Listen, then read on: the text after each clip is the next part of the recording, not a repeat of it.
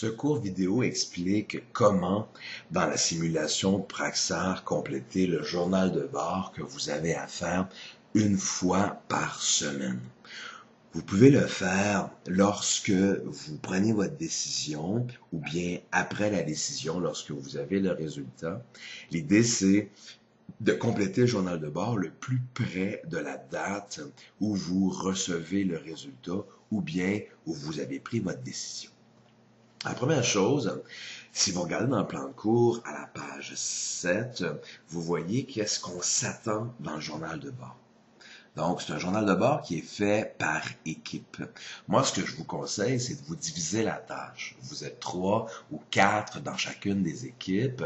Alors, une semaine, c'est l'étudiant numéro 1 qui fait le journal de bord. L'autre semaine, c'est l'étudiant numéro 2. Lorsque l'étudiant numéro 2 fait le journal de bord, l'étudiant numéro 1, l'étudiant numéro 3 et 4 peuvent réviser le journal de bord qu'il a écrit. Partagez-vous la tâche. C'est la façon de bien travailler en équipe. Un journal de bord doit avoir de 350 à 400 mots. 350 à 400 mots, ça représente une page maximum écrit avec un traitement de texte. Le journal de bord doit décrire la décision que vous avez prise, doit décrire les résultats ou bien le positionnement de votre entreprise. Est-ce que vous avez fini premier cette semaine, deuxième, 30e, 25e, et vous devez expliquer ce que vous avez fait. Le journal de bord parfait devrait ressembler à ça. Donc, vous devriez commencer par le nom de votre entreprise, par exemple ici, Crash Kayak, pour que le journal de bord soit identifié. Sinon, ça va être difficile pour moi de savoir qui a écrit le journal de bord. Donc, vous commencez le nom de votre entreprise, Crash Kayak, une ligne horizontale, et ensuite vous expliquez vos décisions. Par exemple, ici, on dirait décision de production, il y aura une explication d'un paragraphe. Décision marketing, il y aura une explication d'un paragraphe. Et ensuite, on parle du positionnement au classement, avec une série d'explications. Alors, pourquoi vous êtes là où vous êtes dans le classement? Qu'est-ce qui s'est passé? Êtes-vous capable de comprendre le lien entre votre décision et le classement dans la simulation? Donc, le journal de bord sur une page devrait contenir ça. Dans le simulateur, quand vous entrez, vous voyez ça.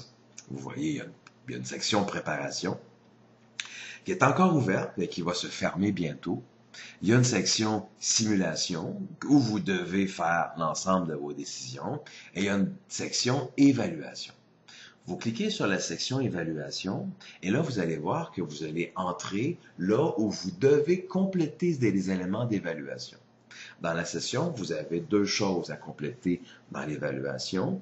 Un, les journaux de bord à chaque semaine et à la fin de la session, une évaluation 360 où vous allez devoir répondre à un court questionnaire sur la performance de vos coéquipiers. Donc, comment vos équipiers ont-ils collaboré pendant la simulation?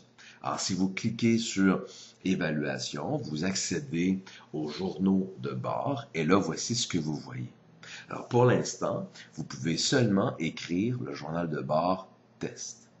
Vous voyez que vous avez jusqu'au 30 octobre pour l'écrire. Mais vous n'êtes pas obligé d'attendre jusqu'au 30 octobre. Selon moi, vous pouvez en écrire une partie avant la sortie de la décision et une autre partie immédiatement après la sortie de la décision. Comme ça, c'est fait. Les autres journaux de bord, le journal de la semaine numéro 1 n'est pas accessible encore. Vous ne pouvez pas cliquer ici. Lorsque la semaine prochaine, le bouton sera accessible, vous allez pouvoir cliquer pour compléter le journal de bord de la semaine 1 et ainsi de suite jusqu'à la semaine 6. Alors, c'est comme ça que vous pouvez compléter les journaux de bord dans la simulation.